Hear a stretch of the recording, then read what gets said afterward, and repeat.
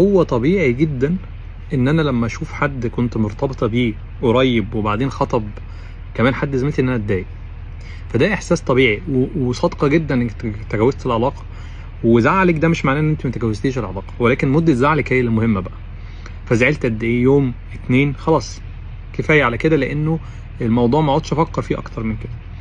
وهنا حاجه من الاثنين، يا اما انا الشخص ده مش عارفه اتفادى اني اشوفه، مثلا زميلتك دي فانت معاكي في الشغل او حاجه فمش عارفه اتفادى اني اشوفهم، فساعتها هتحاولي تتحملي شويه كده وهتتضايقي شويه وخلاص الموضوع يعدي.